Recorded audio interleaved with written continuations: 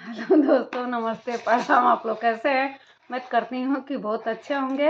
आज हम लोग विवाह गीत लेके आए हैं। गाना कैसा लगेगा? लाइक शेयर सब्सक्राइब जरूर करिएगा। फुल आवाज के साथ सुनिएगा। पूरे वीडियो में आप लोग बने रहिएगा। पूरा वीडियो सुनिएगा तभी पता चलेगा हाँ कि गाना कहाँ तक है। मतलब ये बेटी विवाह गीत है।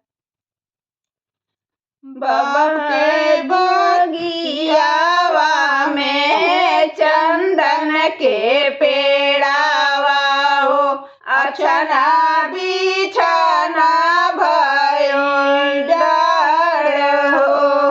बाबा के बगियावा में चंदन के पेड़ावा हो, अछना बिछना भयो डार हो।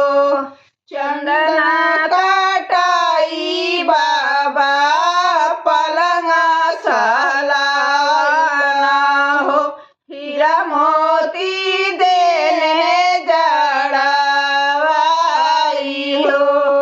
चंदना कटाई बाबा पलंगा सलाना हो, हीरा मोती देने जड़ाई हो। घर में से निकालेली माई हो कवाना देई, सुन स्वामी अरज हमार हो।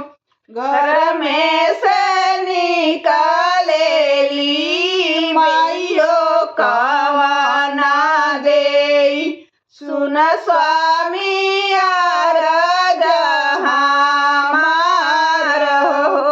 एतनी जतनिया से बेटिया के पलनी हो, कैसे के करी हम बिया हो।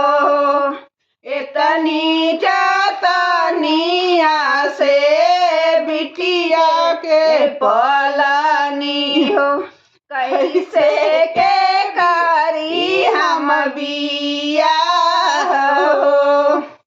इतना बचना जब सुनने कवाना बाबा, सुन धना अरज हमार हो। इतना बचना जब सुनने कवाना, इतना बचना जब सुनने कवाना बाबा, सुन धना अरज हमार हो। अपने दुलारी बेटिए ऐसे हम सजाबो, जैसे सूरुजवा के जोत हो।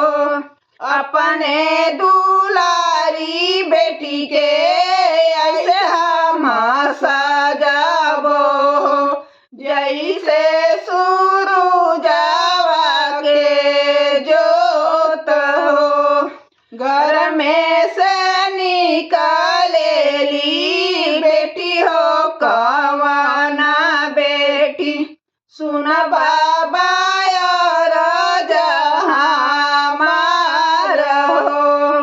घर में से निकालेली बेटी हो कवाना बेटी, सुन बाबा अरज हमार हो।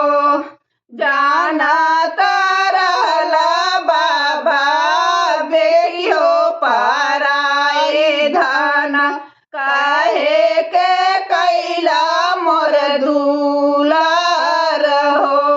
जाना तरला बाबा बेटी हो पराए धन, काहे के कैला मोर दुलार हो।